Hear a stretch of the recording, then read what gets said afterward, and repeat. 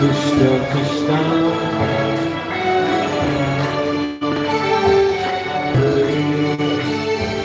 Hare Rama, Hare Rama, Rama Rama, Hare Hare, Hare Krishna, Hare Krishna, Krishna Krishna, Hare Rama, Hare Rama, Hare Rama, Rama Rama,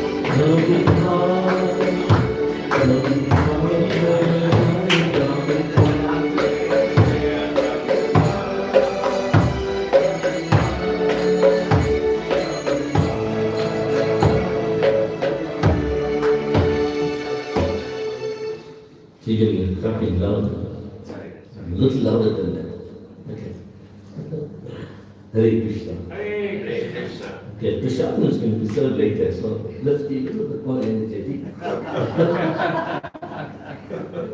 And I'm sure we're going to hear Prabhu's discourse today.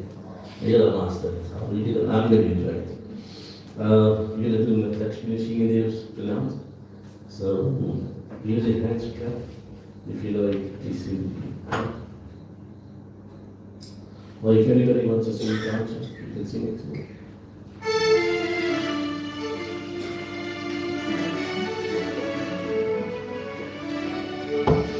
You can sing it. You can sing it. Sing it. Namaste, Narasimhaya. Namaste, Narasimhaya.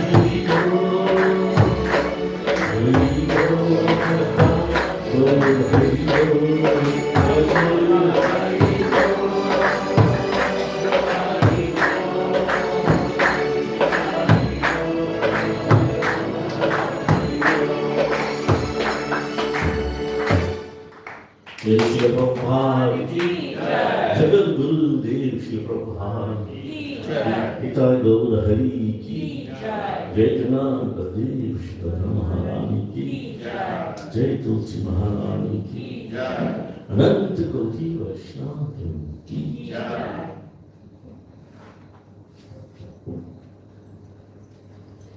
So firstly, a very huge thank you to Chance and Prabhu. Let's give him a round of applause.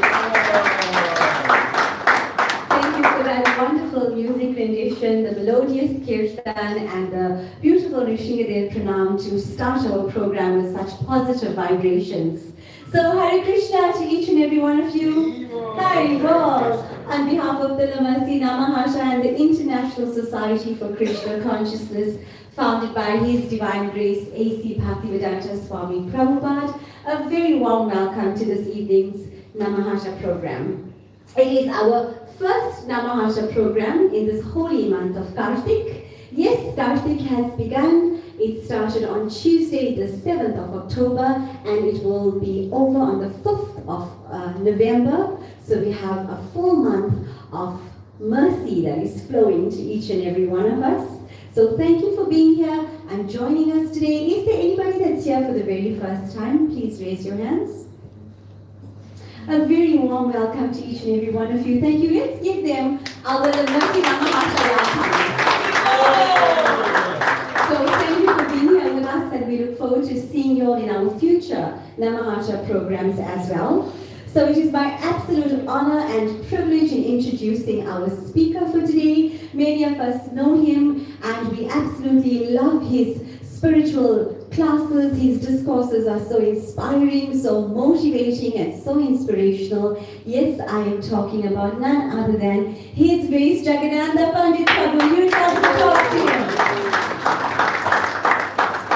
Prabhu is a disciple of His Holiness Bhakti Charu Swami, and he has been serving in ISKCON for over 30 years. And he has served in various local and international ISKCON projects. And Prabhu is known for his astute classes on spiritual discourses.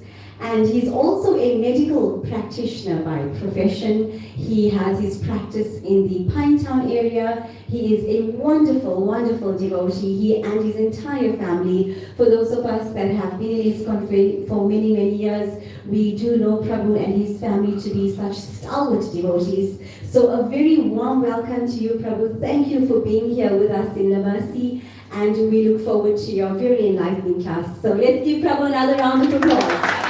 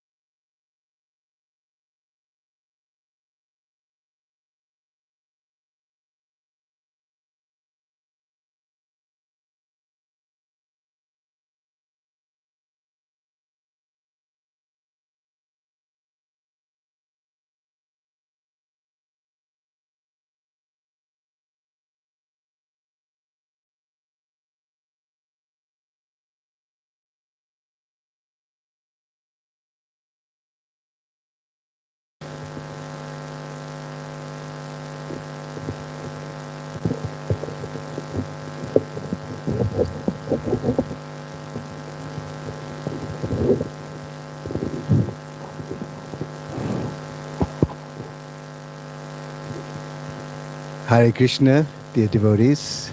So thank you for that rousing introduction. Very welcome. I'm very happy to see all of you. And I hope you all are all having a wonderful Kartik. Yes? Yes. Haribol. Yes. Kartik is the most important time of the year. There is no greater month than the month of Kartik. It is said that during this time, the entire spiritual world is having a fire sale. You know what a fire sale is? It's when everything goes for next to nothing. You can buy stuff with very little cost to you. So normally, whatever we do, we get some reciprocal benefit, right? Jai jathamam prapadyante tam stathaiva bhajamiham. That's normally what happens. So you get a reciprocal arrangement.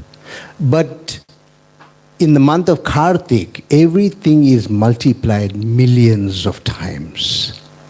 So if you chant one Mahamantra, Hare Krishna, Krishna Krishna, Hare Hare, Hare Rama, Rama Rama, Hare Hare. It is as if you chanted 1,000,000 Mahamantras. So who would not take full advantage of the gifts that are on offer during this month? Unparalleled. So you've seen the topic, right? The gift of gifts. Now, every one of us loves to receive gifts. Isn't that true? I mean, I love to receive gifts. And of all types of gifts, the best are spiritual gifts. And of all type of transcendental gifts that one may get, what is the best transcendental gift? When this topic was first presented, there was a group of devotees at that time, and they were quite intrigued actually. And each one, it picked their interest, and each one was contributing what they thought would be the gift of gifts. So if I had to ask you, just 1 or 2 or 3 responses, if anybody wants to volunteer what you think will be the gift of all gifts. Lord Damodara is a good option. That's a good one. Nice. Bhagavad Gita, excellent. Excellent. Anybody else? The gift of going back to Godhead. Is that what you're saying, right? To love Krishna. Beautiful. Mata, say it loudly. The gift of the lamb. Yes, offering of the lamb to baby Krishna during this month. You know what the benefit is of offering the lamb to Krishna, which we'll be doing just now? It is that Srimati Radharani says that whoever offers the lamb to baby Krishna, she considers that person to be part of her own family. You become her family member just by offering one lamb during the month of Kartik.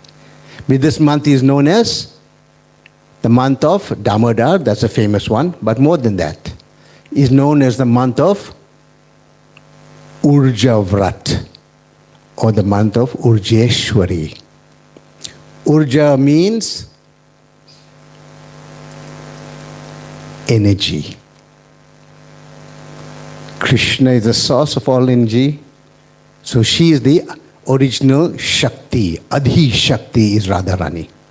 And Krishna is the Adi Purush. Okay, so today the topic is, so we're going to present to you compelling reasons backed with Shastra and evidence to show what the gift of all gifts are. Right? So let's start by saying some invocatory prayers just to create the right ambience and mood, and to create the opportunity to get blessings from all our acharyas.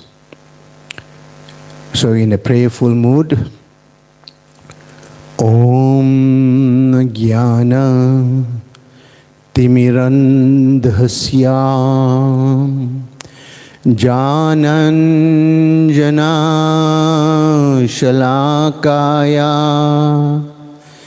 Chakshurunmilitam Yena Tasmai Shri Guruve Namaha.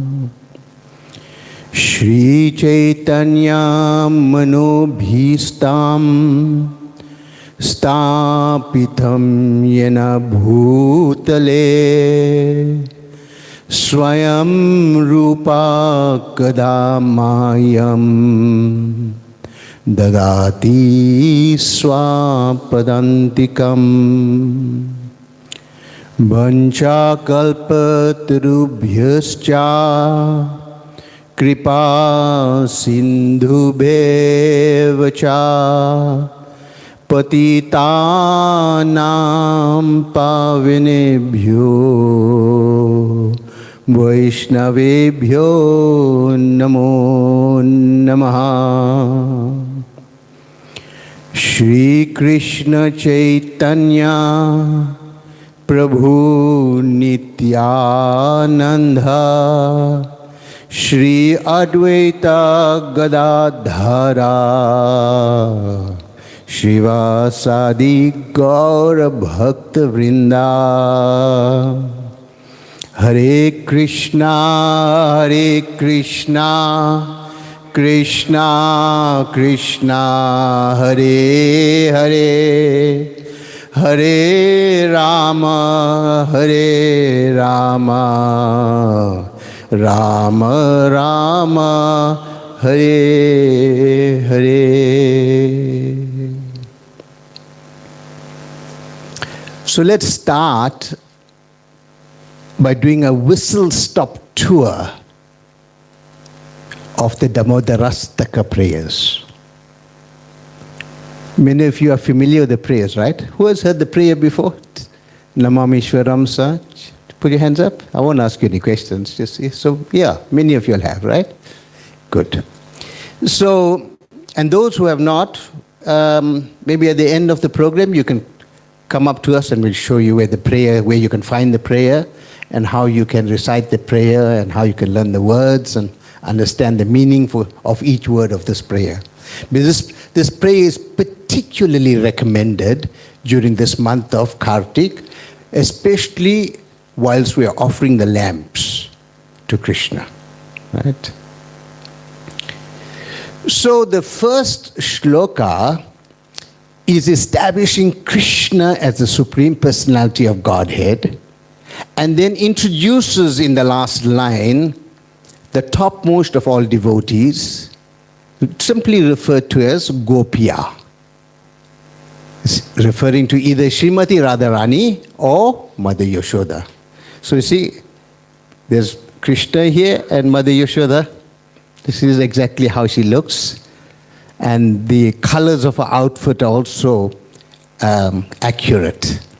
So this is how she is dressed as well. In the second shlok, the entire Leela of how Krishna is bound by Mother Yashoda. You see with the ropes, and that's described in the second shloka. In the third verse, it is just appreciating the unlimited pastimes that Krishna displays on this planet for our benefit, to attract our hearts, to pull us towards Him, to show His extraordinary characteristics. Like how when Krishna is stealing butter, everybody said, "Ah, so cute, so lovely." Just draws our heartstrings. So that's the third verse. In the fourth verse, it's established that of all the benedictions one could get, there is no greater benediction than seeing this cowherd form of Krishna. Krishna has a cowherd boy. Just seeing that vision, having that, because God has all different kinds of characteristics, right? But when God manifests himself as this cowhead boy, particularly sweet. So that's the fourth. And in the fifth verse, it is demonstrating how Krishna is so lovely and is so lovable. That Mother Yashoda is kissing him over and over, like a doting mom when they see the child after some time. Oh, you hold the child, you kiss his on one cheek, kiss the other cheek, kiss his forehead, kiss his arms, kiss his hands, kiss everything. So Mother Yashoda is doing that, and that's how it's described in that fifth shloka. All Krishna's extraordinarily attractive features, like his lips are reddish, like the ripe bimba fruit. So giving you some kind of analogy to understand it. In the sixth verse, suddenly the vision of Krishna disappears. Before this, it's saying that, oh, Krishna, how wonderful it is to see you like this. Bal Gopal, small boy. But in the sixth verse, Krishna disappears from one's material vision. You can't see him anymore. So what that does, immediately a hankering starts to develop in the heart. An eagerness. Oh, Krishna, where has he gone? How can I find him? Come back, please. I want you. So that mood is starting to be generated in the sixth shloka. In the seventh verse, the extension of this Damodar Leela is occurring, where the two sons of Kuber, the treasurer of the demigods, Kuber, his two sons were cursed to stand as trees for 60,000 years. And Krishna, whilst he is tied up to a wooden grinding mortar, him being bound, he goes and liberates them. He frees them from the position of being as trees, cursed as trees. So that's the seventh verse, penultimate verse. And then in the eighth verse, there is now a very deep appreciation for Srimati Radharani, Krishna's eternal consort and lover, and for all the inhabitants of Vrindavan Dham, as well as the abode itself. So just appreciating and offering respects to everyone and everything that forms part and parcel of Krishna's entourage, his abode, his paraphernalia, and everything. So that's how the 8 verses in summary. So today, our meditation is going to go specifically onto the 7th shloka.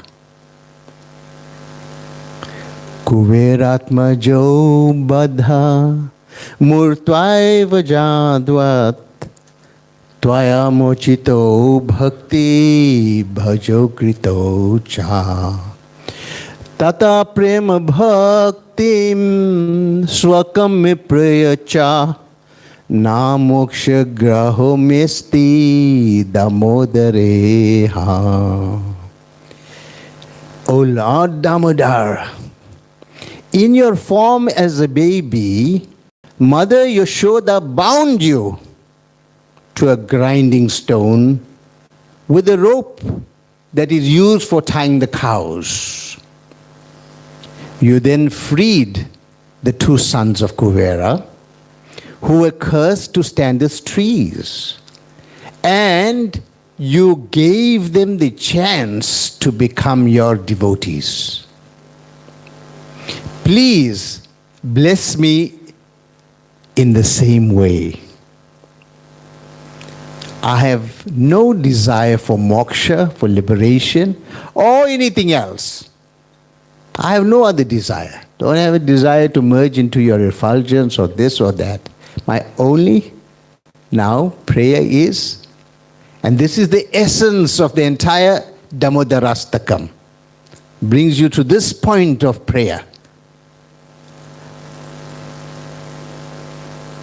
Earlier it says that my only prayer is that your form as Bal Gopal be ever manifest in my visual field, that I can see you.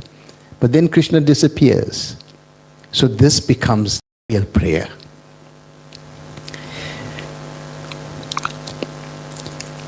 So we're going to focus on the one line only today. This entire presentation, this meditation in Kartik is about Tata prema bhaktim swakam me prayacha.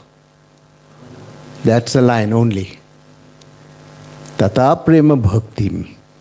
That prema bhakti, loving devotion unto you. This is my, please bestow me with this. This is my only desire, nothing else. Now, if you want to do any task in your life, you want to build an outbuilding, you want to study something, you want to do a course, you want to learn some new skill, you want to start farming, you want to start a business or extend your business, there are 6 requirements. And we have enumerated them here. The first thing is that you need a place where you can do this. Even if you're having a virtual office, you still need a place to have that virtual office. Operating from your home. So you need a place. That's the first thing. The second requirement is that you need some resources. If you want to start a farm, what would you need? What kind of resources? Well, you need fertilizer, you need an irrigation system, you need some seeds and saplings, some implements. These are your resources. Then the third requirement is some know-how. How to do this? If you want to construct a building, you have to have some skills. So that's the knowledge about it. And then the fourth requirement, you need people to show you how it's done. You need to be taught. Because if you take a chance and you've never done gardening in your life before, for example, it's unlikely that you'll get it right first time.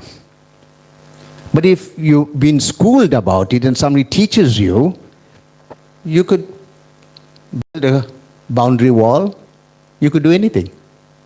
If you have the right mentors. Yes or yes? Right. And then the fifth requirement to do anything successfully is that it's wonderful to see examples. Let's say you want to do a flower garden. But if you go somewhere and you're seeing some other person's home, how beautifully it's done, and you say, oh, I love that. How they've matched the different heights and the colors and the landscaping and how they intersperse it with different kinds of ornaments and so on. It's beautiful. So when you see nice examples, it makes the vision of what you're trying to achieve clearer and it's easier to do. And the final requirement to do anything in life is you need some inspiration. That means you yourself must be motivated to do it. From within you, you must want it. Otherwise, all the teaching in the world means nothing. All the knowledge in the world will mean nothing. All your resources means nothing if you yourself don't have the motivation to do it. You need to be inspired from within and without. Okay, got it. So these are the 6 requirements to do anything in life. And it's no different in spiritual life. So in the Chaitanya Bhagavat, there's a very beautiful shloka. Sankirtana arambhe mohara avatar Udhara karimu sarva patita samsar. This is Bengali. Here, Lord Chaitanya Mahaprabhu, the Supreme Personality of Godhead Himself, is not different to Krishna. He's saying, I have incarnated to inaugurate the Sankirtan movement, and I will deliver all the fallen souls of this world. That means every single one. This is the promise of the Supreme Lord. This is His desire. It is His will. So how can it go in vain? It's going to happen. So every one of us is fortunate. We are blessed beyond words, beyond compare. We actually don't know how fortunate we are. It's like this. If I have a wonderful plate of what? What's your favorite, Mataji? Sandesh. Nice sandesh we have in front. But you don't reach out and take it, you will not be able to enjoy the sandesh. But it's available. It's there. It's right in front of you. So that was the task, and now the place. Lord Chaitanya Mahaprabhu says, in this age of Kali, this Kali Yuga, I will distribute devotional service which is desired by everyone. The demigods are desiring, the sages, all the pure devotees of the Lord, all of them are desiring this. And I will distribute this love of God to everyone. To the rascals, to the ruffians, to the miscreants. And here specifically the word is used, yavanas. Yavanas means foreigners. So this is not just the exclusive domain of people who are devotees, who are in Bharat, or who are engaged in practicing the tenets of Sanatana Dharma. It is everyone. We are so blessed, we are so fortunate, right? And then in the Chaitanya Charitamrita, in distributing love of Godhead, Chaitanya Mahaprabhu and his associates, the Panchvatattva and others, they do not consider who is fit and who is not. No qualification and no disqualification. It's for everyone. And they do not consider where to distribute this and where not to distribute it. So everyone is eligible in every place on the planet. Actually, on every place in the universe. It is stated that everyone in this entire universe, because Chaitanya Mahaprabhu has appeared at this time, everyone who is alive during this time will get the opportunity to go home, to go back home. There are no conditions.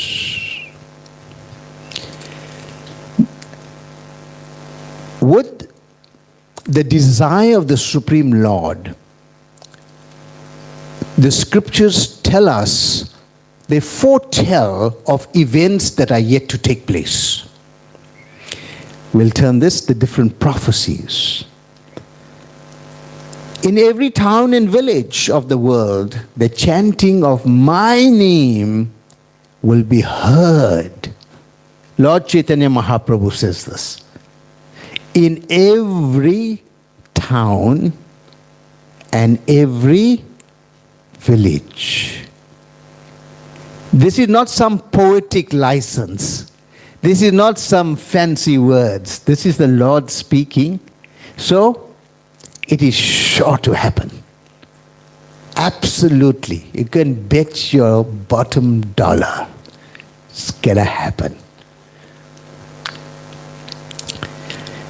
Srila Prabhupada writes in a purport to the Srimad Bhagavatam that we're quoting in the middle here, that Mahaprabhu predicted that both his glorious names and the Hare Krishna Maha Mantra will be broadcast everywhere.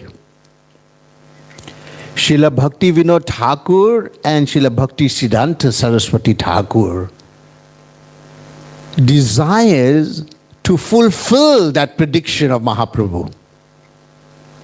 And Srila Prabhupada is saying, we are now following in the footsteps of these great acharyas.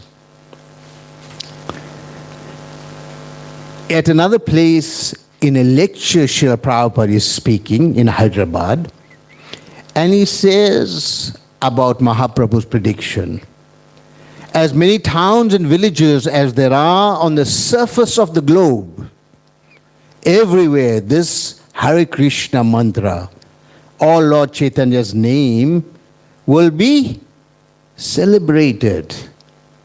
And Prabhupada adds, that is currently being done. It's happening before our very eyes. It's unfurling. It's like a beautiful flower that's blossoming in front of our very own eyes. How we say, take the time to smell the roses, right? Don't walk past it, you'll miss it. Such a beautiful event is happening. Advaita Acharya, who is the combination of Sadashiva and Mahavishnu, that combo together is called Advaita Acharya. And he says, so it's not only the prediction of Lord Chaitanya Mahaprabhu, it is also other great personalities are also saying this. And he says here, the chanting of Krishna's names will be spread to all countries, towns, and houses. In every home, this chanting will be going on. So nobody is going to escape the tidal wave of mercy that is now coming as an avalanche. It's gaining momentum. We should be ready. We should receive it with a grateful heart. And then, in the small writing below it are the references, just so that you know that I'm not making any of these things up. I included it intentionally, but in the interest of time, I won't recite all the mantras and all the shlokas. But if ever anyone wants it, I can give you the references.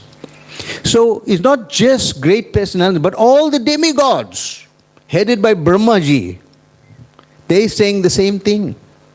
The whole world will be filled with the sound of Sankirtan.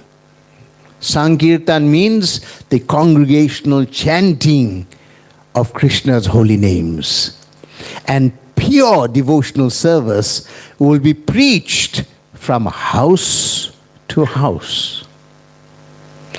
Now, I know some people may be thinking, hey, this looks far-fetched, right? This looks, is it really going to happen? This looks way out.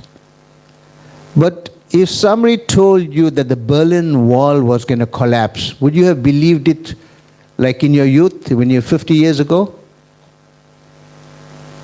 That communism will all but disappear from the planet. Would you believe it? You wouldn't. But it happened overnight. Changes. So the Lord's will can transform anything at any time. Trust in the words of the Lord. Learn to have faith. Don't be a doubting Thomas. You know that expression. Don't doubt the words of the Supreme Lord.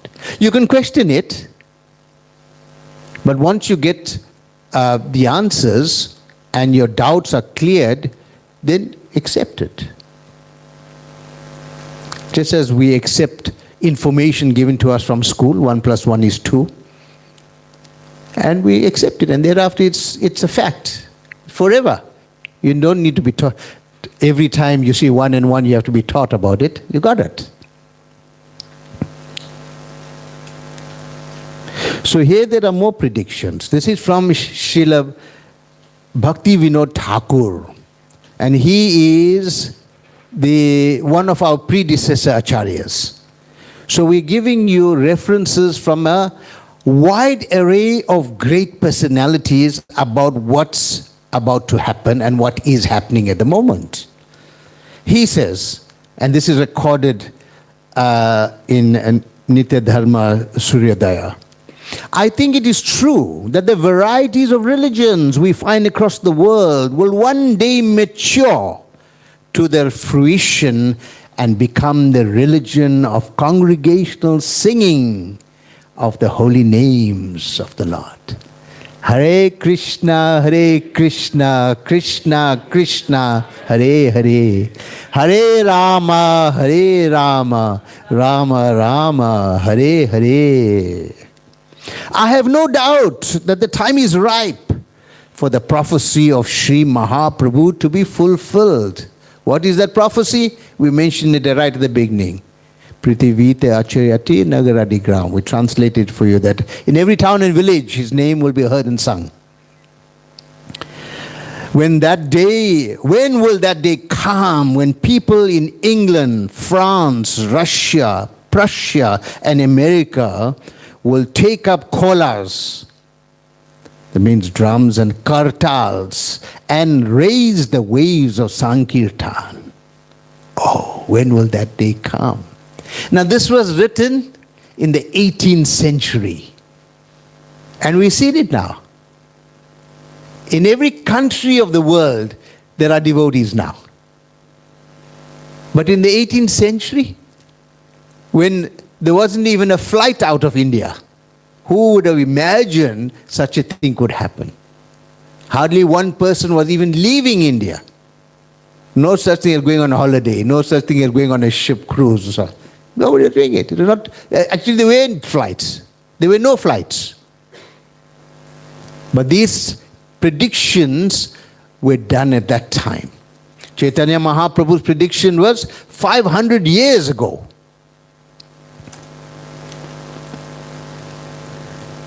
Nityananda Prabhu, who is Balaram, Krishna's elder brother Balaram, when he appears as a brother of Chaitanya Mahaprabhu, he is called Nityananda Prabhu.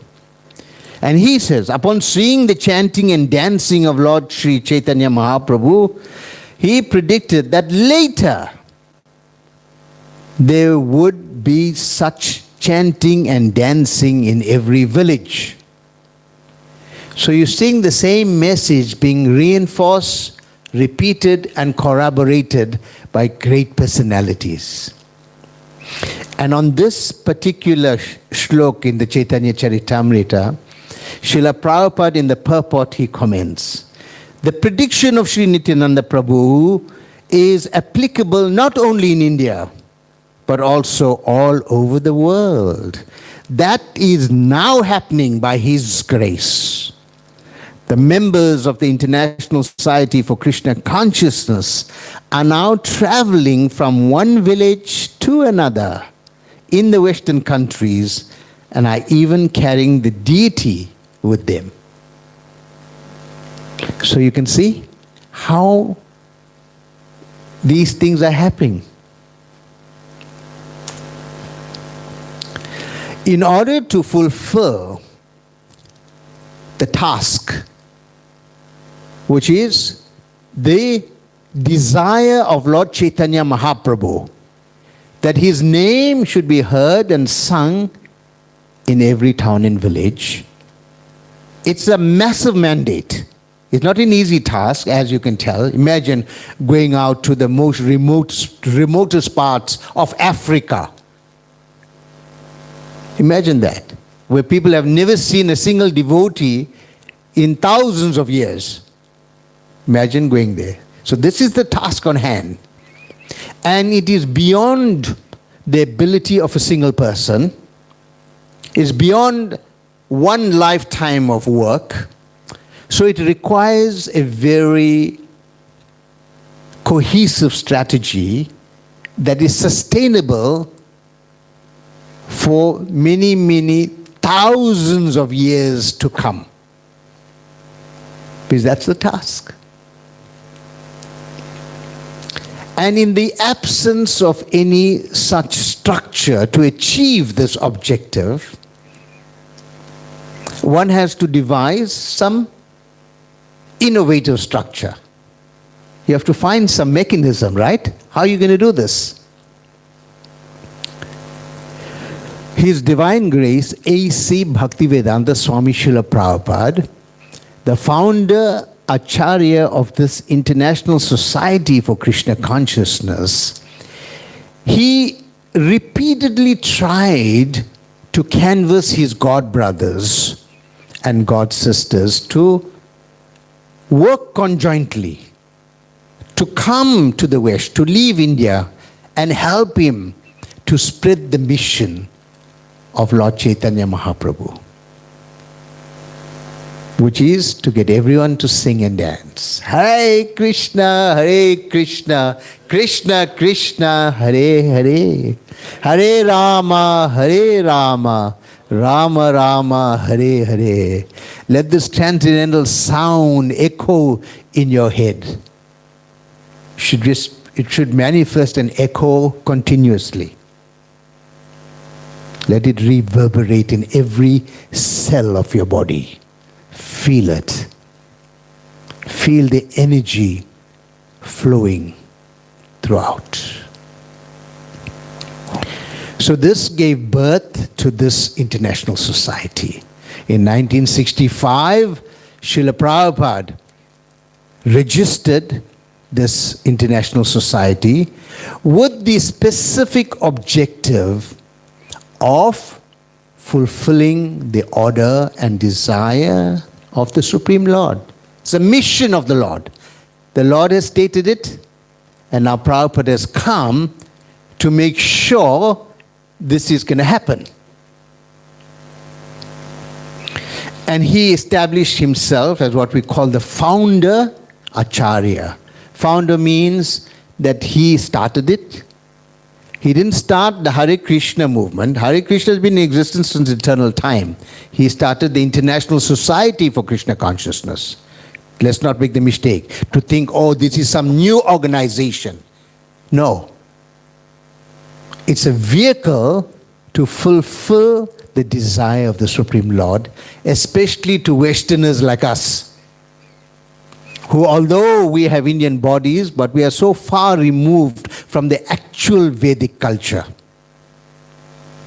We're very far removed. We're more Westerners, we're more like the people from America and Europe in their habits, behavior, thinking, diet, pastimes, recreation, and everything else, rather than traditional Sanatanis, followers of Sanatan Dharma. So it's for us. And he is the preeminent Shiksha Guru. Shiksha means instructing Guru. So his books, his teachings, his lectures, his direction takes precedence over anything else. But he is not making anything up. Doesn't mean like because we are following his orders that, oh, we are excluding what is in Bhagavad Gita, for example, or anything else, or what is in the other great scriptures. No, no, no. A bona fide spiritual master never invents anything of his own.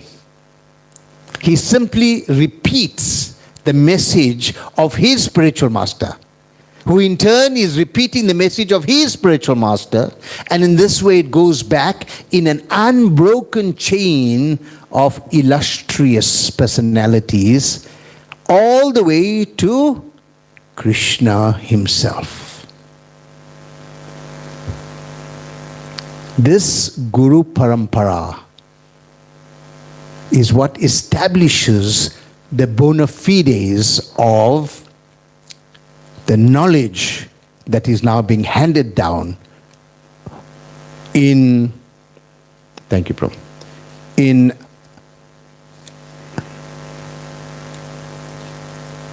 ISKCON.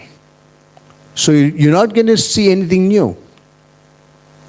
Everything, there is context, but everything you will find references to in all the greatest scriptures of this world. And to manage the society, Srila Prabhupada established a governing body made up of commissioners. So we call it the GBC, Governing Body Commissioners. And they are entrusted, they're like the custodian, they're like the trustees who are the custodians of the movement. They are there to ensure that after Srila Prabhupada left the planet, after his physical departure, and is no longer visible to our material eyes, that this system of governing body commissioners together, putting all their brains together, will decide what is best for the movement according to the time, the circumstance, and what's going on.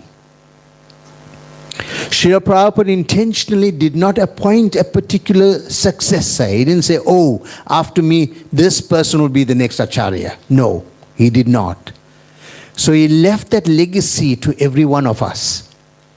Whoever follows Srila Prabhupada, you have inherited that legacy.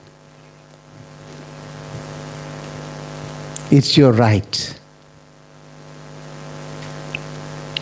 So this is available to every one of us.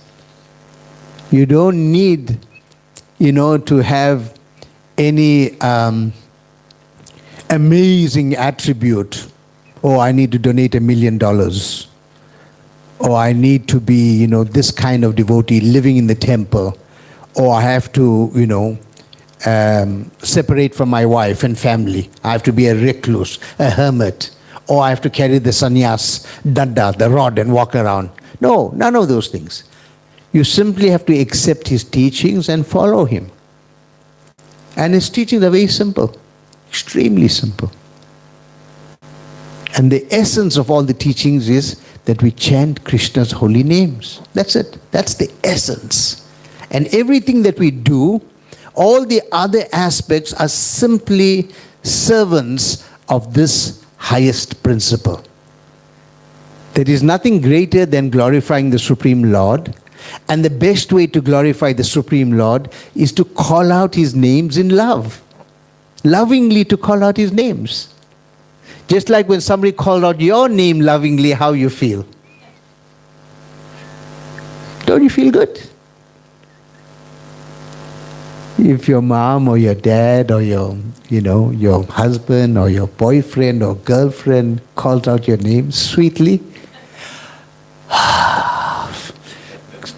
the heart melts. So in the same way, Krishna's name is also all attractive. Just as Krishna is all attractive, his name is also all attractive. And as we call it out lovingly, we attract Krishna. And he gets attracted to us. We develop a magnetic attraction. Powerful.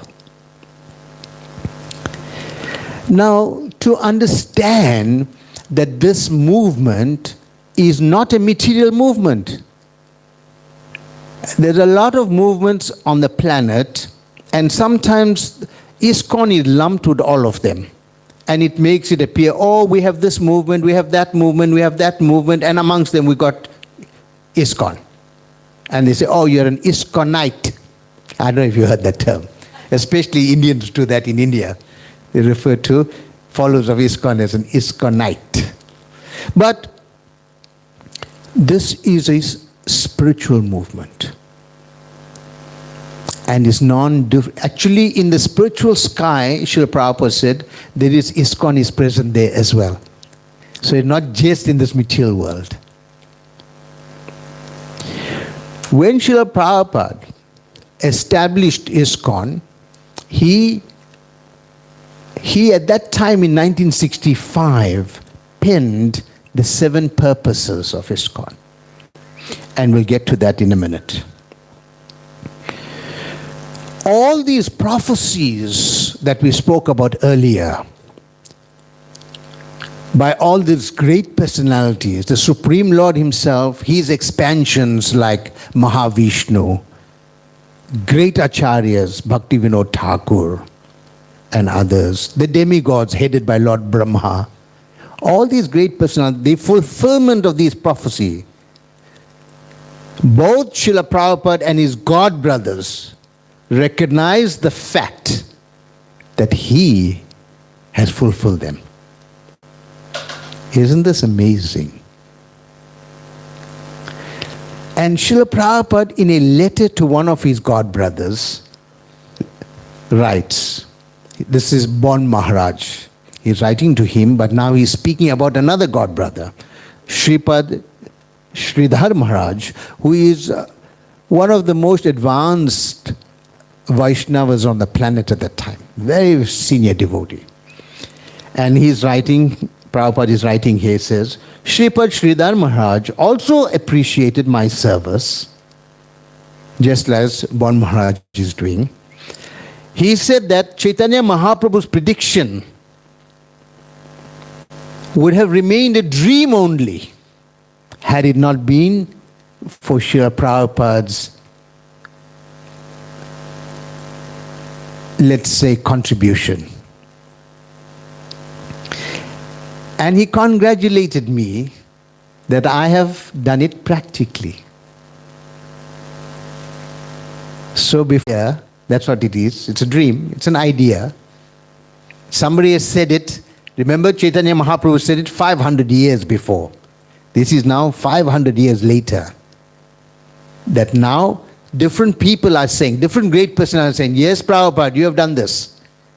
You deserve the credit. You are making that prediction now come alive. We can see it before our very eyes. Srila Prabhupada is writing, in other words, his name will reach the entire planet. It should be clear then that his prediction was this: the holy name will extend beyond the borders of India to the rest of the world. And this was accomplished only with Prabhupada's journey westward some 500 years later, the point that I was making to you now.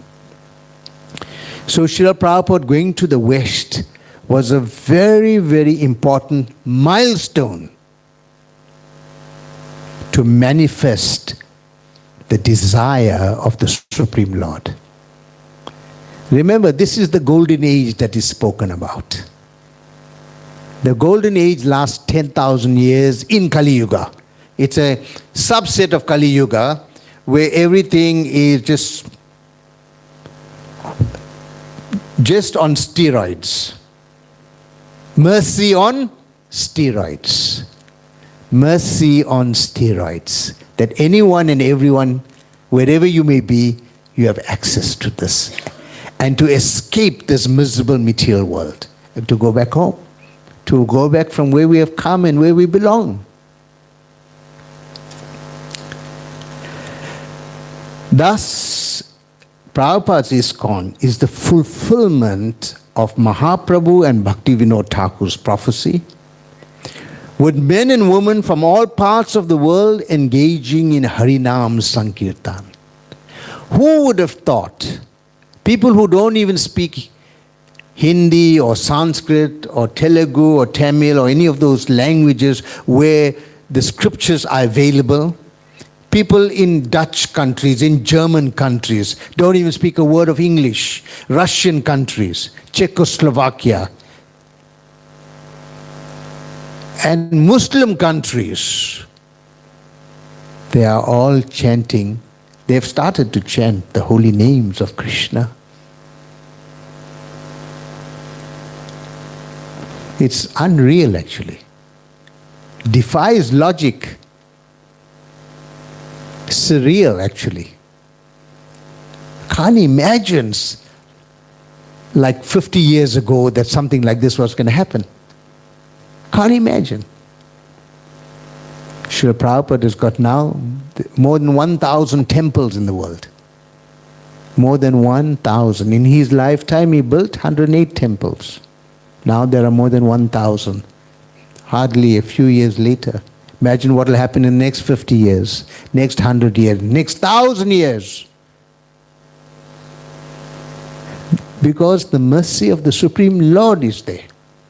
So if you want access to that mercy,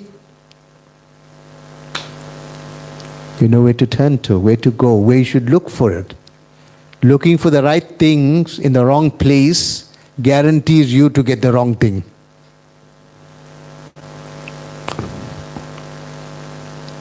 Bhakti Vinod Thakur says, when will that day come when fair-skinned foreigners, they travel to Sri Maipur Dham and join with the Bengali Vaishnavas to chant Jai Sachinandana, Jai Sachinandana.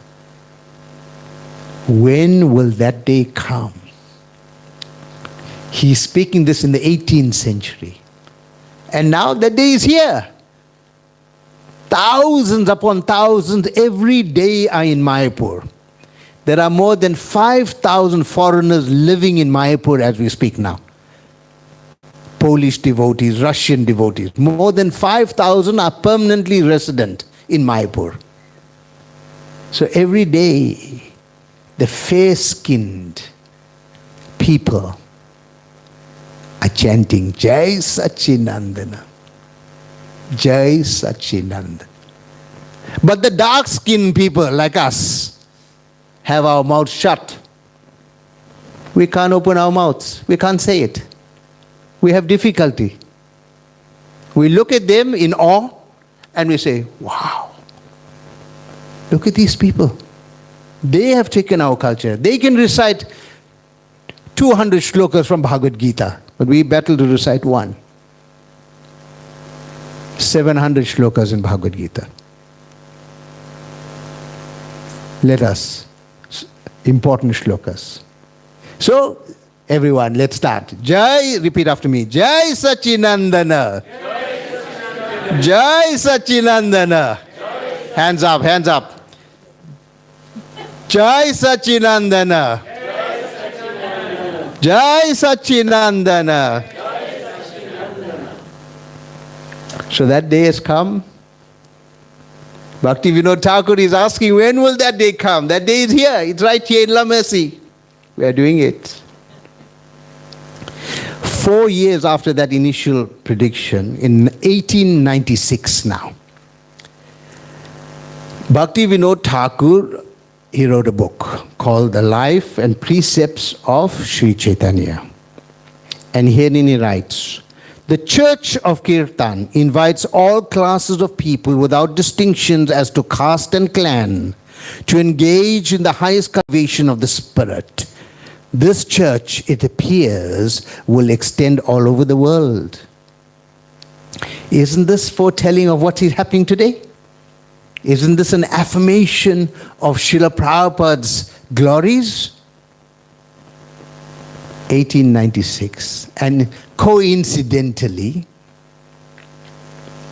it is the year of Srila Prabhupada's birth.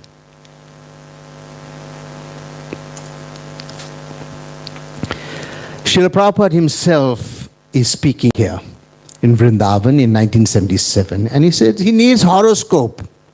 It has been written that after his 70th year, he would go outside India and establish so many temples. Actually, it's 108.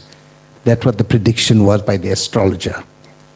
And Prabhupada said, I could not understand this. What is this? That I have to go outside India? It was inconceivable even to Prabhupada. That too, at the ripe old age of 70. And at that age to establish 108 temples. It's just, it boggles the mind, right? But that was said at his birth. The astrologers said it at Prabhupada's birth. And then Prabhupada's spiritual master, his Guru Maharaj, Srila Bhakti Siddhanta Saraswati Thakur, Prabhupada is saying that he, spiritual master, told my god brothers, like Sridhar Maharaj and others, that He'll do the needful, pointing to Prabhupada now. That Prabhupada will do the needful when time comes. Nobody requires to help him. He'll do it on his own. He told this, Prabhupada is saying, his spiritual master said this in 1935. ISKCON was only registered in 1965, 30 years later. And after all, Prabhupada is saying, and after all, this was true. Prabhupada is acknowledging that his spiritual master's words also will never go in vain. It's true. He says, Guru Maharaj told it. And in the beginning, right in the beginning, at first sight, he told Srila Prabhupada, you have to do this. That's the instruction he gave him. At first sight, that means the very first meeting. Now, one of Prabhupada's disciples, his name is Satsarup Maharaj, he compiled many of Prabhupada's memories from different devotees, and we call that the Leelamrita. Leela is pastime, Amrit is nectar. Leelamrita, the nectar of Srila Prabhupada's activities. And here he says, an astrologer made a specific prediction. When this child, referring to Prabhupada, reached the age of 70, he would cross the ocean. Something that was unheard of. Nobody. Even at that time, nobody was even crossing the ocean, going anywhere in the ocean. But this child will cross the ocean. He'll become a great exponent of religion, and he'll open 108 temples.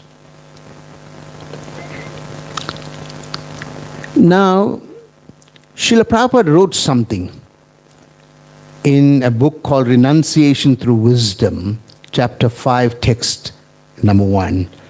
In that place, that's titled The Highest Use of Intelligence. And here he writes something very interesting. This is long before ISKCON was established. He says, the promulgation of the Bhagavad Gita's knowledge on a worldwide scale will establish a foundation upon which the edifice is a big word. It means like the arrangement, the vehicle, the vessel of the science of love of God will be constructed. So, the promulgation of the Bhagavad Gita's knowledge on a worldwide scale. There is no organization today that is distributing more Bhagavad Gitas than the International Society for Krishna Consciousness. Every year we are distributing in the millions. Every year. This year I heard, for 2026 the target is 5 million. More Bhagavad Gitas distributed. 5 million! Can you imagine that? So every one of you should become an agent in fulfilling the desire of the Supreme Lord. You should all take Bhagavad Gitas. You should have a Bhagavad Gita for yourself in your home. Gift a Bhagavad Gita to everyone you know, starting with your own family members. Every one of your children should have their own Bhagavad Gita. Every one of your siblings, every one of your relatives should have their own Bhagavad Gita. Because you'll find that you develop your relationship with that book. I have my own. And I won't part with it. Very dear to me, very close to me. Somehow, that particular Bhagavad Gita that I got, and I got it for several decades, it's a prized possession. It feels alive. It doesn't feel like, some pages or something. So, learn how to access the mercy. Don't be a bystander looking at the Sandesh and wondering, what happened? Why I didn't get any? Because you didn't reach out for it. The Sandesh is coming out in a tray. thousands of wonderful, tasty mithai. But you have to reach out and take, mwah.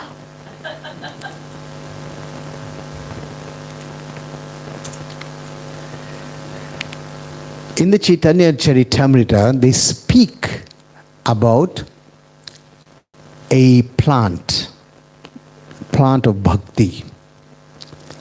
And this plant, Lord Chaitanya Mahaprabhu says that he is the root of this plant and he is the plant itself. He is the tree himself. He is the branches also. And this tree evolves in such a way that it goes well beyond the Indian shores. So this tree is growing and it's spreading throughout the planet. It's a massive tree. It's growing and it's continually extending its branches. Like we see a tree when it grows, first you get the stem, then from the stem you'll get some shoots coming out and each one bifurcates and so on. And this is what's happening. And interestingly, the Chaitanya Charitamrita was penned again in the 15th century, from the time of Chaitanya Mahaprabhu. And it's saying, at that time it is saying it's going to cover the entire world. So I'm showing you evidence from different sources, all pointing to the same central theme. Thus the disciples and grand disciples and their admirers, they spread throughout the entire world. And it is not possible to enumerate them all. Chaitanya Mahaprabhu, in describing this tree in the Chaitanya Charitamrita, is saying that they are so vast that I can't describe them simply because they're happening in the future, which that future is now. All the parts of this tree are spiritually cognizant. That means they're spiritually alive and aware, conscious. And thus, as they grow, they spread all over the world. This is very interesting. All the parts of this spiritual tree are conscious. So these are the devotees. The parts and parcel of the trees are the devotees. And what Chaitanya Mahaprabhu said at the beginning, everyone will become a devotee. We are all devotees. Some of us know it, some of us don't know it. But we are actually, at our essence, we are servants of the Supreme Lord. At our very core, everyone is a servant of the Lord. And everyone is connected to the Lord. You are part and parcel of the Supreme Lord. But somehow, through the force of time and circumstances, we have become separated. We have become waylaid from our original purpose and direction. We lost our way. And now Prabhupada has come back, has come to show us the way. He's come to teach us. He's come to hold our hands and lead us. Say, no, don't walk this way. Don't walk. There's thorns, there's fire, volcanic eruptions are taking place. You're going to get burnt. Come this way. Beautiful fragrances, nice gardens, peace. Nobody's going to drop bombs on you on this side. This is what's happening. Prabhupada is speaking about the international society himself now. He says this prediction of Lord Chaitanya Mahaprabhu is now actually coming to pass. The Krishna consciousness movement is being distributed all over the world through the chanting of the holy name of the Lord, the Hare Krishna Maha Mantra, and people who were leading confused, chaotic lives, like all of us, all the devotees in the past, we all had this confused, chaotic lives, are now feeling transcendental happiness. We are experiencing some joy, some bliss, some fun. You see, the devotees are radiant, happy. Prabhupada's prediction has now been factually fulfilled. So the gift of all gifts, dear devotees, is the International Society for Krishna Consciousness. It is the transcendental body of the Supreme Lord. It's not a material organization by any stretch of the imagination. It is a Kalpa Vriksha tree. Kalpa Vriksha tree means a wish-fulfilling tree. A transcendental touchstone that transforms our hearts and transforms our existence, that reconnects us to the original spiritual atmosphere, where we belong and where we will thrive. If you get removed from that atmosphere, it's a struggle.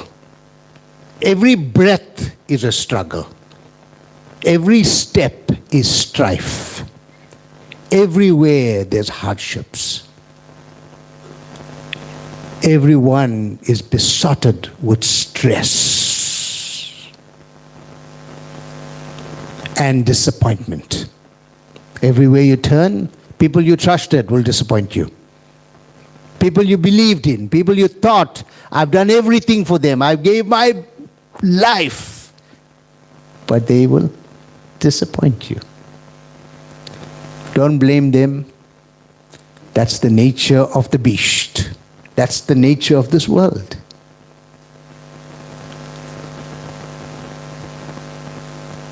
When you squeeze an orange, what you get? Yeah, that's what you get. You heard the answer, right? So now ISKCON is that spiritual organization whose founder, Acharya means one who teaches by example, is His Divine Grace A.C. Bhaktivedanta Swami Srila Prabhupada, and the governing body commission is the ultimate managerial authority. But many people will try to present, oh, I am ISKCON, or this is ISKCON, or that temple is ISKCON, but you've got to know what is ISKCON. This is the definition of ISKCON. And ISKCON renders a very important facet, contribution, and that is, it gives everyone the opportunity to perform bhakti. Now you may say, or you may think, oh, what is this bhakti? Bhakti translated means loving devotional service. You all think, oh, I'm a lover of Krishna, I love God, I can, clean my lamp, and I can make an offering. I'm doing it with all my heart. But that's not bhakti. That's punya. Punya means meritorious events. You're getting some rewards for it. But bhakti has to have one essential facet that makes it bhakti, and that is, it has to be sanctioned. Bhakti is what Srimati Radharani wants. Bhakti is what Srimati Radharani wants. This is devotional service. And until and unless you do not have your service sanctioned by the bona fide authority, it is not bhakti. You're doing something nice, not that you're not doing anything. You're doing something nice, but it's not bhakti. So this is what ISKCON is here for, not just during the era of Srila Prabhupada, but for ad infinitum, from here and after. Is providing the opportunity for countless living entities to get connected with the process by which they can love Krishna.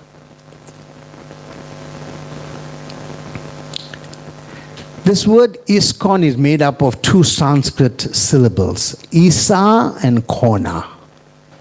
Isa means a part of, and Kona means the Supreme Lord. So ISKCON, from its syllables, it also means a part of the Supreme Lord Himself. And Srila Prabhupada has said that ISKCON is my body. Of course, with us, our spirit, our Atma, is different from our body. But for a pure devotee of the Lord, their body is transcendental, is spiritual. And therefore, the body of Krishna, for example, is not different to Krishna himself. Krishna and Krishna's body is absolutely the same, all spiritual. In the same way, a pure devotee's body is all spiritual as well. So, when Prabhupada says, ISKCON is my body, there's a very important point that Ravindra Swarup Prabhu made, and I've just put it in bold. So that the institution established by the founder Acharya is non-different person. And here he is quoting verbatim from The Harmonist. The Harmonist was a magazine, a publication that was edited by Bhakti Siddhanta Saraswati Thakur, the spiritual master of Srila Prabhupada. Again, going back hundreds of years, over years. And that publication, so Srila Prabhupada's spiritual master is saying this, and it's being quoted. So now let's look at those 6 ingredients that we spoke about earlier and how it is being fulfilled within ISKCON. The place is where sadhus gather. Wherever saintly people are, that is a place to be. The resource comes to receive the holy name, the power, the ability to do anything, the Shakti is transmitted through the holy name. Chanting Krishna's holy name is everything. That's why we take a vow that we will chant Krishna's holy name every day. Devotees who are initiated do chant Krishna's name a minimum of 25,000 times every single day. A minimum. Many devotees are doing much more than that. So, where we get this knowledge of how to reach spiritual perfection, transcendental literatures. Who are the teachers of these transcendental literatures? These are our spiritual masters, our gurus. And there's 2 varieties of gurus. Those who are given the service to initiate people, and the others who are senior knowledgeable devotees who know, who have understood, who have distilled the essence and are able to convey the message eloquently and clearly and answer your doubts. They are called Shiksha Gurus. And then examples. Who are our examples? Who are our superheroes? Who are the people that we can look up to? Simple. You may think, oh, there's some exotic person who walks on water. No. The way we see our example is the pure devotees. And then you will say, but who are the pure devotees? Pure devotees are known by how they leave their body at the time of death. Bhagavad Gita explains that one who remembers Krishna at the time of death is a pure devotee. And we see in our movement hundreds and hundreds of examples of people leaving their body in perfect consciousness, remembering Krishna. Some of them are speaking to Krishna. Some of them are calling out to Krishna. Some of them are describing what they see. And then how do we get inspiration? The International Society for Krishna Consciousness is creating unlimited opportunities for you to get inspired. All our temples are places of inspiration. All our festivals, Ratha Yatra, Janmastami. Now we're having, observing the 40th anniversary of the opening of Sri Sri Radha Radhanath Temple in Chatsworth. Srila Prabhupada arrived 50 years ago to South Africa, actually on the 5th of October, 1975. So it's almost 50 years to the day that he arrived. So, and we're observing all these festivals where senior devotees are speaking and they're sharing their wisdom. And then the opportunity to render some seva, to do some service, to hear Krishna Katha, and to develop loving relationships with one another. And loving relationships with senior devotees. To hear the holy name in kirtan, to partake in these holy names, to go out on the streets and chant the holy names for the benefit of others, including ourselves. The best way to get purified, the best bar none, is to go out on the street and chant with the devotees. It looks like a very ordinary activity. It looks like an activity that is beneath most of us. Say, why would you want to go like that? You look like a clown. Why would you do that? But this is the best way to purify oneself.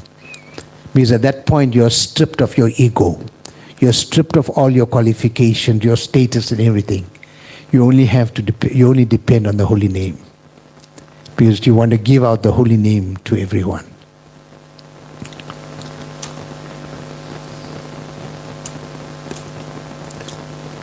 ISKCON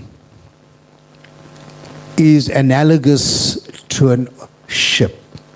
And the captain of the ship is Srila Prabhupada. He's at the helm.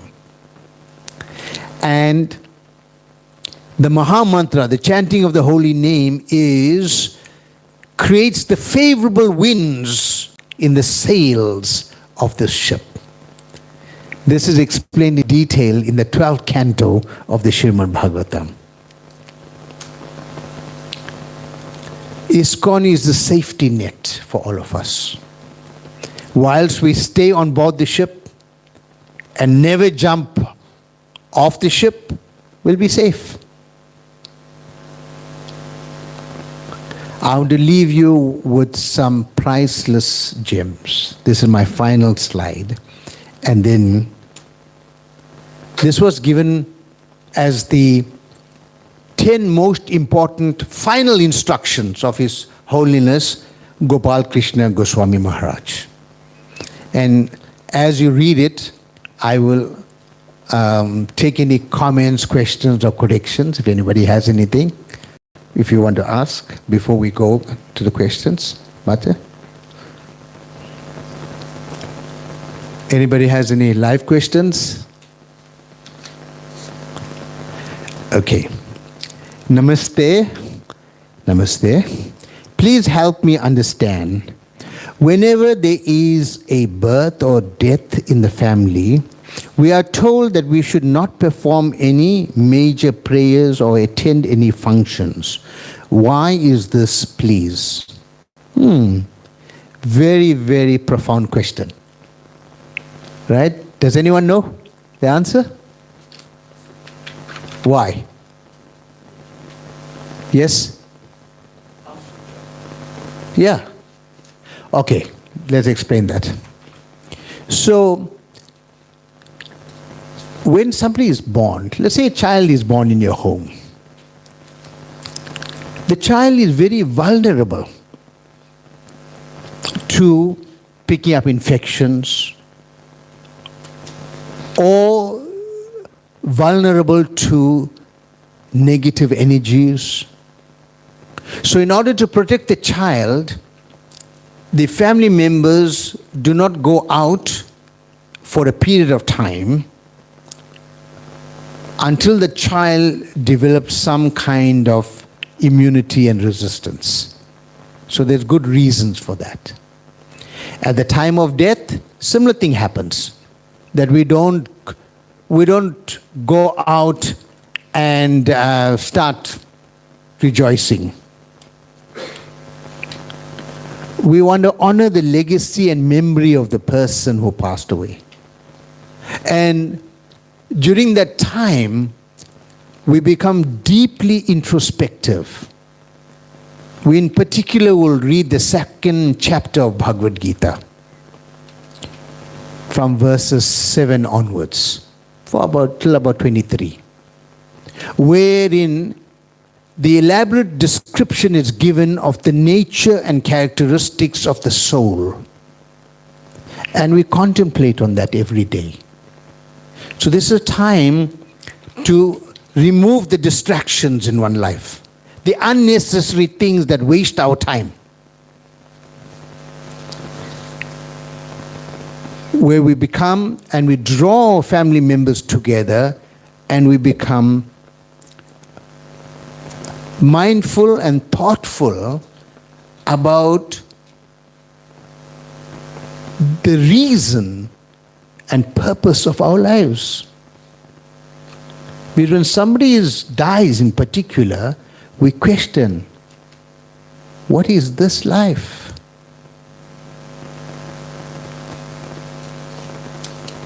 Why are we here? How did we come here? What are we meant to do? Is there more than what I just see? So this is what happens. The opportunity is there and it's been created by our forebears. Specifically, I'll give you an example. Like my wife, when my spiritual master passed away, my wife decided for 1 year she will not leave the house. For an entire year she stayed at home. Of course, for something that was absolutely necessary, she'd go, like if she had to go visit a doctor or something, but not for anything else. She spent. And during that time, she used the opportunities to go deeper into the teachings of her spiritual master and to go deeper into her connection with the spiritual reality. So this is what happens. So taking the time to do what? That's the important thing. We shouldn't just simply do it because it's fashionable. Others are doing it. We do it so that we get a higher benefit out of it. I hope that explains it to you adequately. That's a nice question. I like that question. Hare Krishna, please share the names and qualities of the cows that Mother Yashoda used to take milk, sweets for Lord Krishna. Thank you. Wow. You ready for 900,000 names? That's the number of cows that they had. That was just Nanda Maharaja's cows. But actually, there were a few cows, 5 in number, that were the most precious of the lot. And these cows, Mother Yashoda used to make sure they receive durva grass, very tasty, fragrant grass that only grew on the top of Govardhan Hill, nowhere else. So they were taken there, and because they ate this very nutritious grass, and because the grass were very fragrant, that milk that came out from those cows were very nutritious and fragrant too. So Mother Yashoda is teaching us that we should all look for the best to offer to Krishna. Anything we do, it should be the best. Find the best. Don't just simply offer Krishna something out of convenience. Give him the best that you can. And in the best way that you can. Important, right? Because that's what love is. When you really love somebody, you give it with all your heart. We have to practice it. We may not love Krishna yet adequately, but we are in training. So this is part of the process. Hare Krishna. Which is more holier, Purushottam month or Kartik month? Okay, you got the answer? I started off with the answer. Nothing is like Kartik. Okay, let me explain why. Because that it depends who you are a follower. If you are a follower of Krishna, then you say Purushottam month. But if you are a follower of Radharani, then you say Kartik month. And we are all Gaudiya Vaishnavas. That means we are, our Istadev, our most worshipful deity is Srimati Radharani. So therefore it is month of Kartik. Hare Krishna. Thank you very much, everyone. I really appreciate your time and your patience. Hare Krishna. All glory is to Srila Prabhupada, the gift of gifts, the International Society for Krishna Consciousness. Ki Jai. Hare Krishna.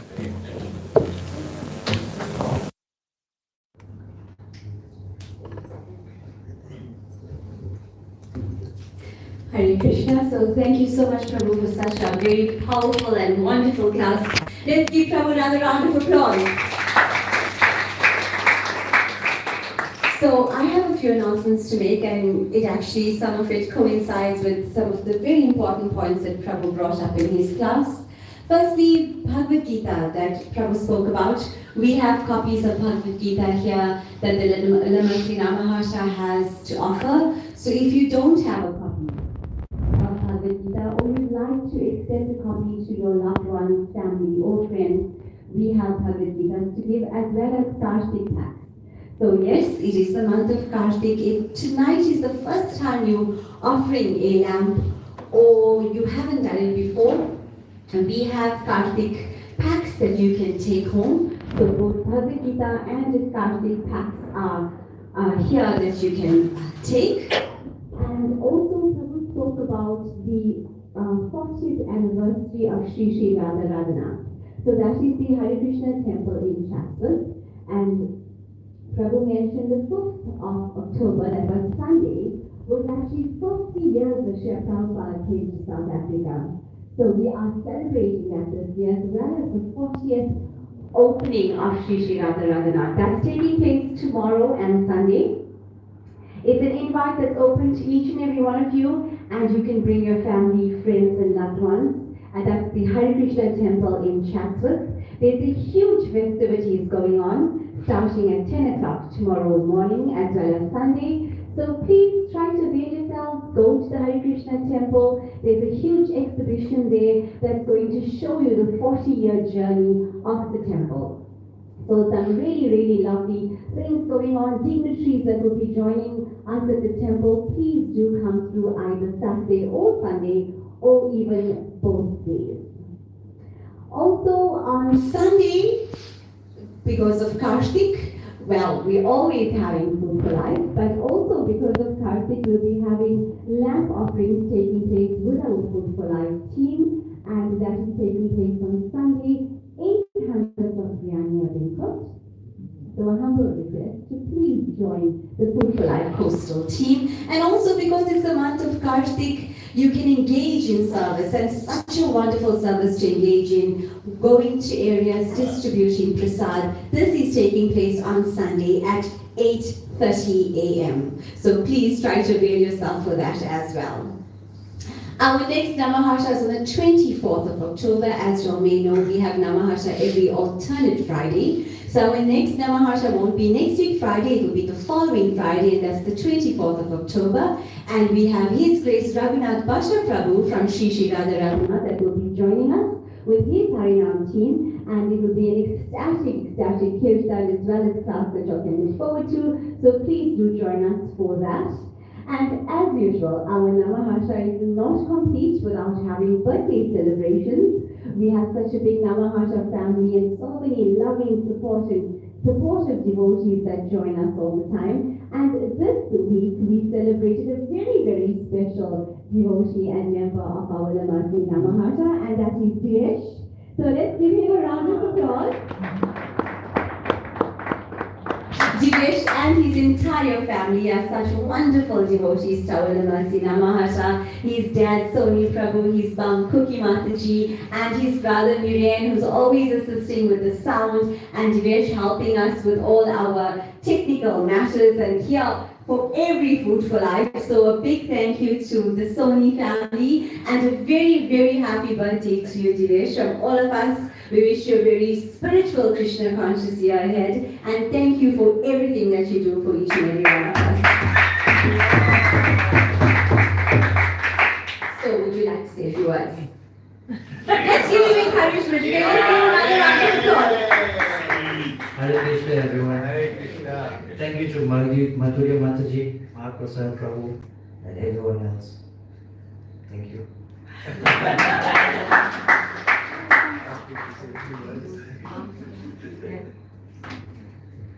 Soni Prabhu, could you please come forward so that you can feed Divesh this delicious birthday cake that's in front of us?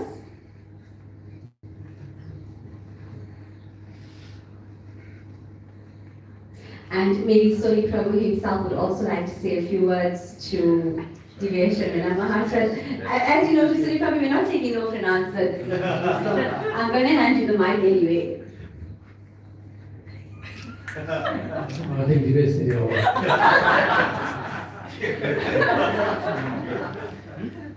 So can you get our lovely kirtan team to sing happy birthday for our birthday boy? Hare Krishna,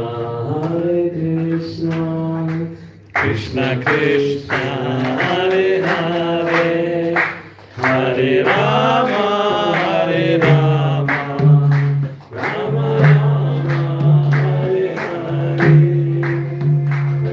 One day the Lord a good devotee, praise the Lord a good devotee, praise the Lord a good devotee, and so say all of us. Itago, Haribo, Itago, Haribo, Itago. Haribo.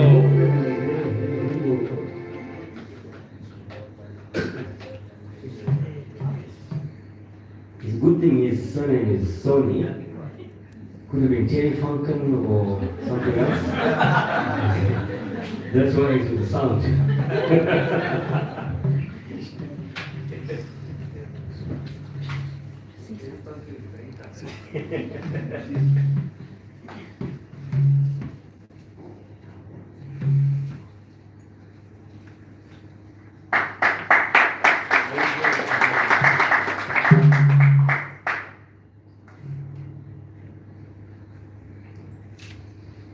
And Yash and his family being such a wonderful family and giving us so much of unconditional love and support, Mahaprasad Prabhu would like to say a few words.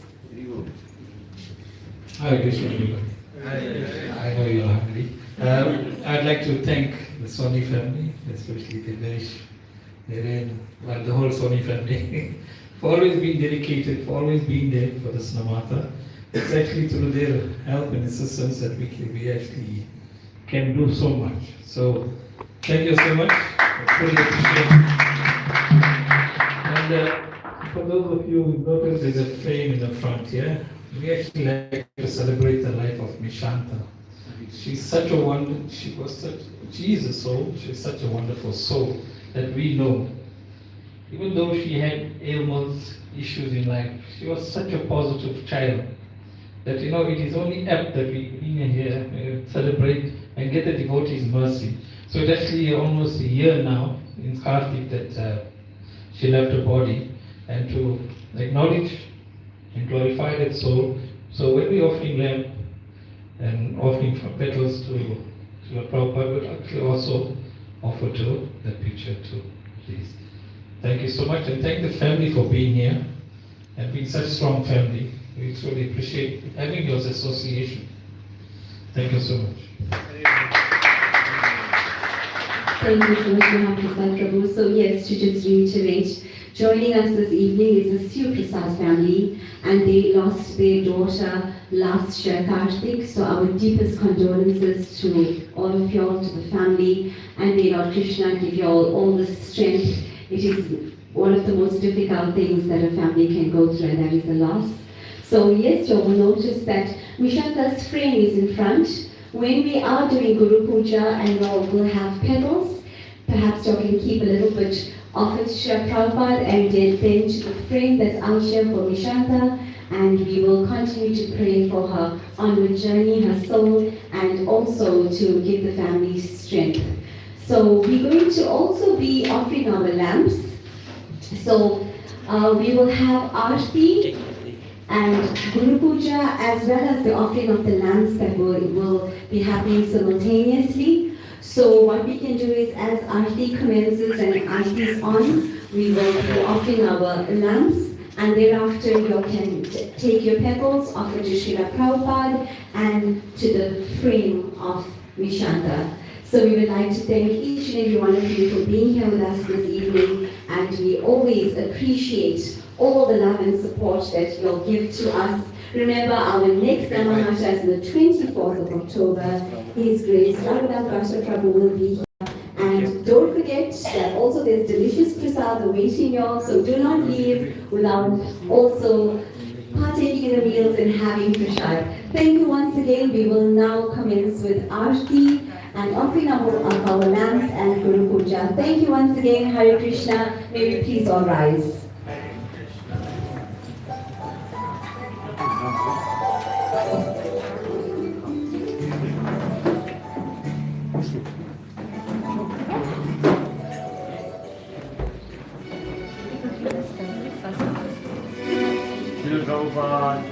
Jai. Srila Prabhupada ki Jai.